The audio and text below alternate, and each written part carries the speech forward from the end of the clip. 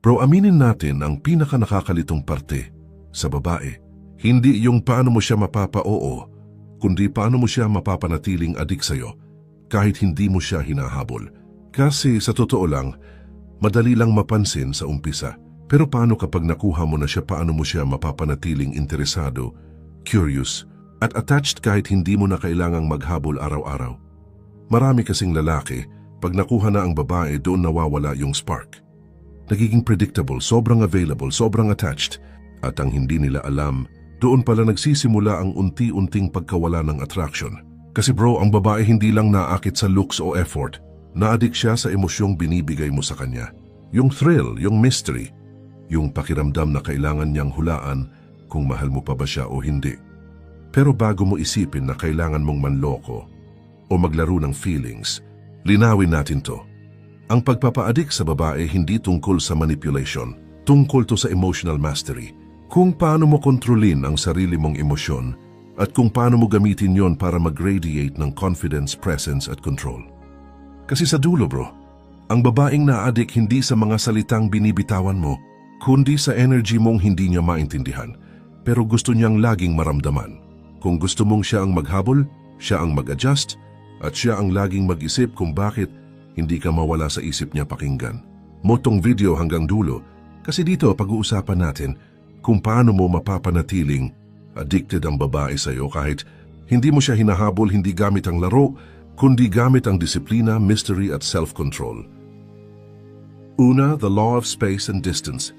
Bro, gusto mong malaman ang isa sa pinaka-underrated na weapon ng lalaki sa laro ng attraction? Hindi yung looks, hindi yung pera. Ang totoong nakaka-addict sa babae ay space. Bakit?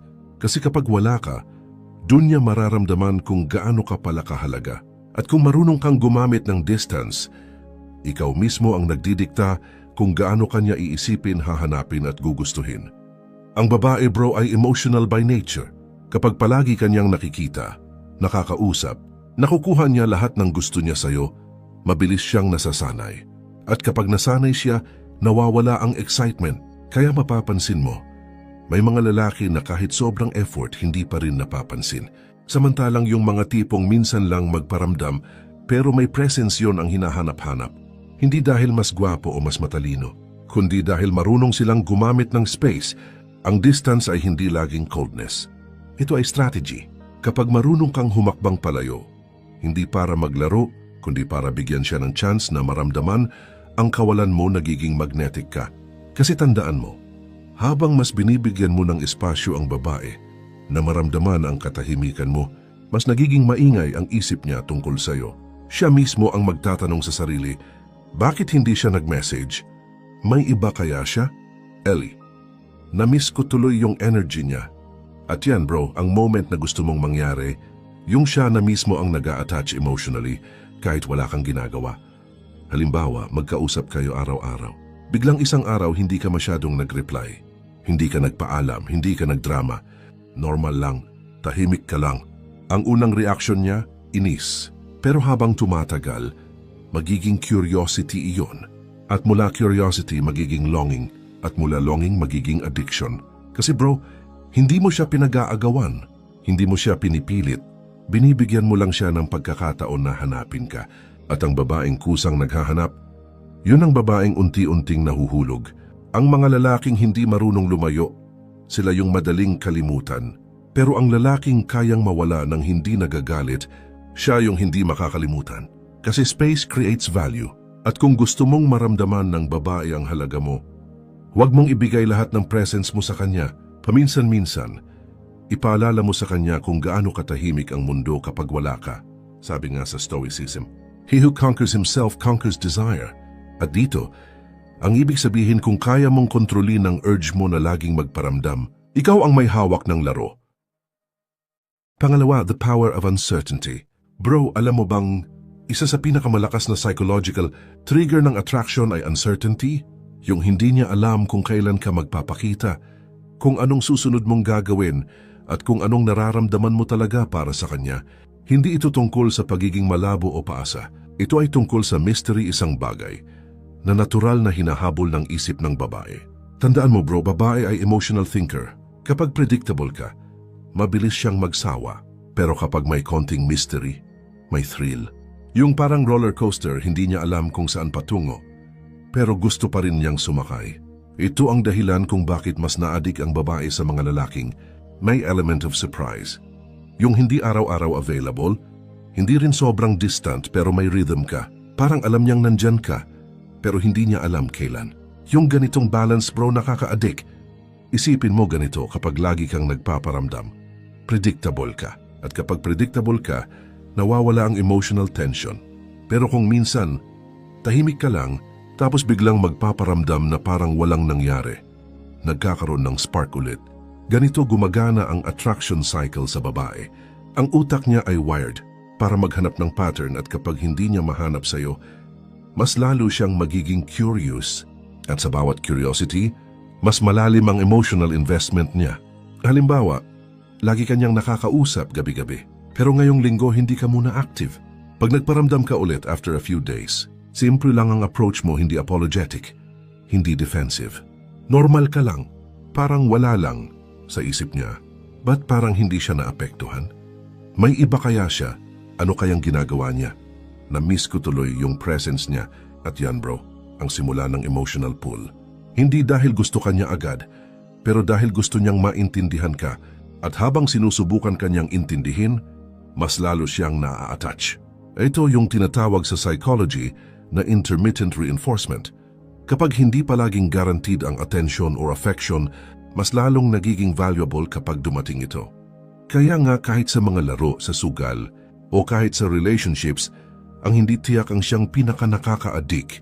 Ang stoicism ay nagtuturo ng kontrol sa sarili, at ang kontrol mo sa emosyon mo, yun ang naglalagay sa iyo sa posisyon ng kalmado kahit naguguluhan siya.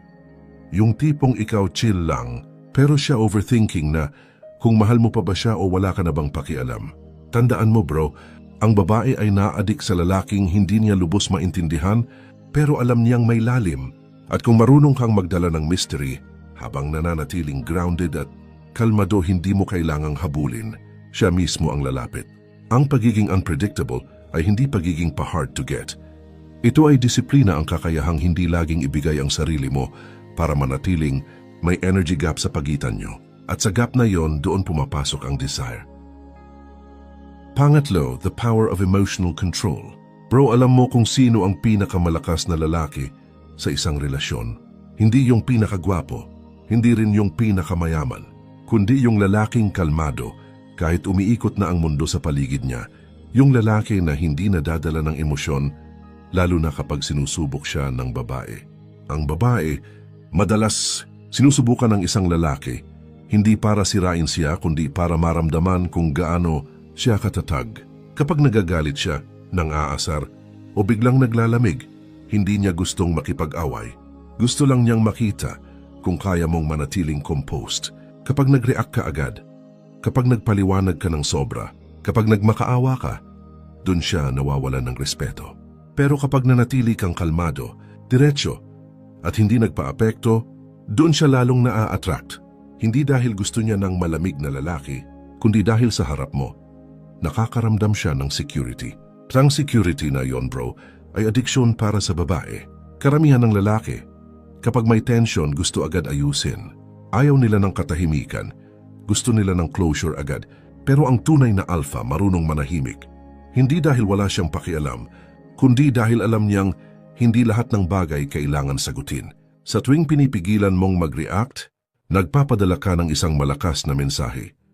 Nakontrolado mo ang sarili mo, hindi ang emosyon mo ang kumukontrol sa'yo. At sa mga mata ng babae, ang ganitong uri ng control ay rare. Ito yung tipo ng energy na nagbibigay ng dominance ng hindi mo kailangang maging agresibo. Halimbawa, may tampo siya, hindi kanya kinakausap buong araw. Yung ibang lalaki, magpapaulan ng message. Bakit si Tsare, may problema ba? Okay ka lang? Galit ka ba sa akin? Ikaw? Tahimik lang. Hindi ka naman cold pero hindi ka rin nagpapanik. Ginagawa mo lang yung normal mong routine. At kapag nag-message siya ulit ng di ka man lang nagtanong kung okay ako, simple lang sagot mo, alam kong kaya mong alagaan sarili mo. Pero nandito lang ako. Boom. Calm, composed, masculine. At sa moment na iyon bro, naramdaman niyang hindi mo kailangan ng validation niya pero handa kang maging presence na matatag kapag kailangan sa stoic connection. Si Marcus Aurelius minsan nagsabi, "You have power over your mind, not outside events." Ibig sabihin, kontrolado mo kung paano ka magre-react kahit hindi mo kontrolado ang sitwasyon. Kaya kung gusto mong manatiling may appeal, dapat hindi mo hinahayaan na bawat mood ng babae ay iikot ang mundo mo. Kapag mainit ulo niya, cool ka lang. Kapag malamig siya, steady ka lang. Hindi dahil wala kang care, kundi dahil alam mong hindi mo kailangang patunayan ang sarili mo sa emosyon niya. Pangapat, the emotional blueprint. Ngayon bro, pag-usapan natin ang pinakamalalim na parte kung bakit ang babae nagiging addicted sa isang lalaki hindi dahil sa hitsura, hindi sa pera, kundi sa emotional imprint na iniiwan mo sa kanya. Ito yung tinatawag kong emotional blueprint. Kapag marunong kang magtanim nito sa isip at puso ng babae, kahit mawala ka sandali, babalik at babalik siya. Hindi dahil kailangan kanya, kundi dahil gusto kanyang maramdaman ulit. Tingnan mo bro, karamihan ng lalaki ngayon sobrang predictable.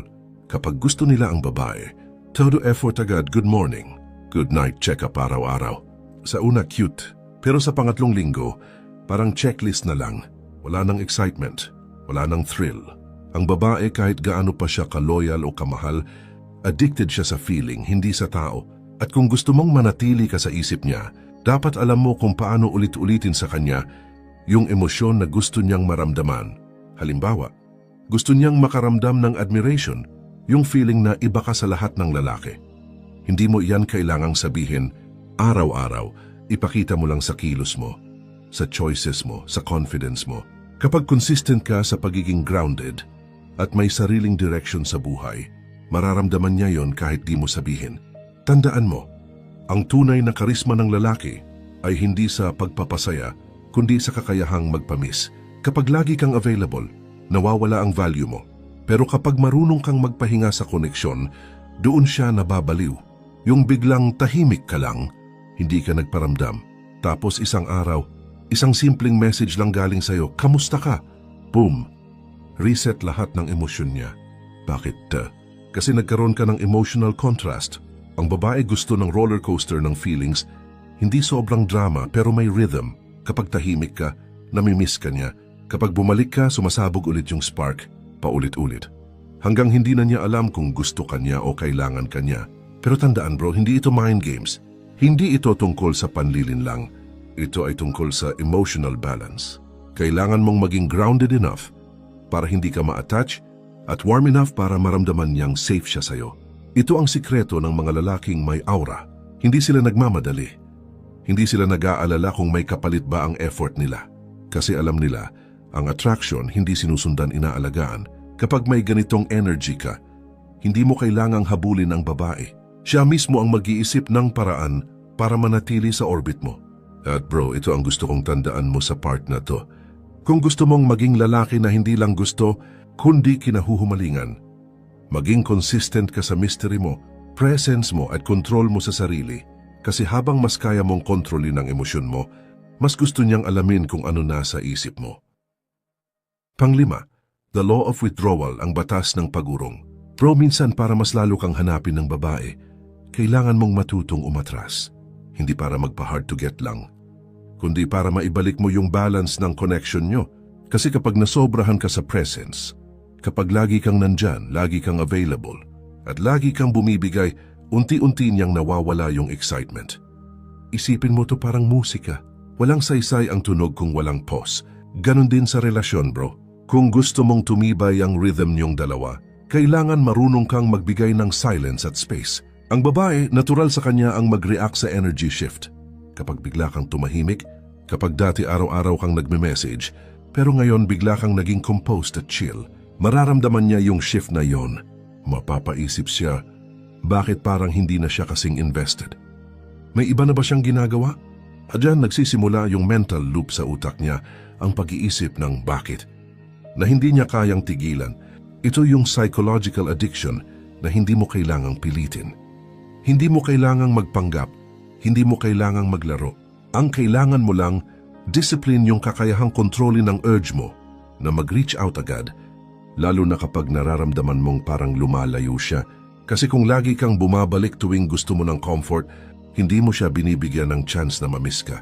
Tandaan mo bro, ang babae na adik hindi sa presence mo, kundi sa absence mo na may halaga. Kung lagi kang nandyan, wala nang thrill, wala nang mystery. Pero kapag umatras ka ng may dignity, hindi dahil nagtatampo ka, kundi dahil busy ka sa sarili mong mundo, doon siya matutong maghabol.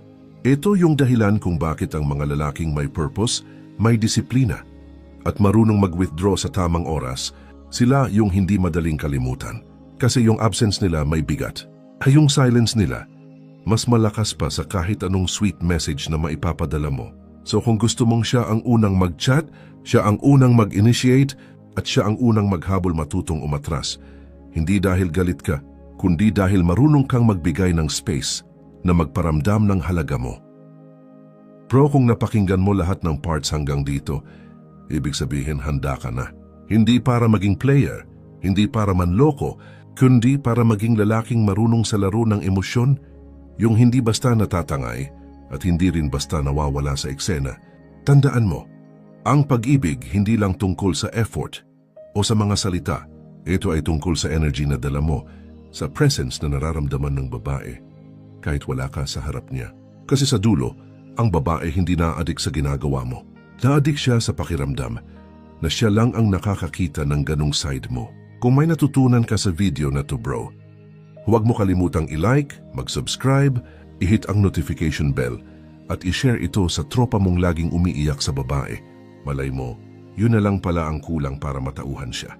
At kung gusto mo pang matutunan kung paano mag-deal sa mga babae gamit ang Stoic Mindset, panoorin mo ang susunod na video ko. Doon pag-uusapan natin kung paano manatiling kalmado kahit sa gitna ng emotional chaos at paano ka magiging lalaking hindi basta tinatablan ng rejection o attachment. Kasi tandaan mo bro, hindi mo kailangang maging lalaking hinahabol, maging lalaking hindi kayang kalimutan. Yan ang tunay na mastery.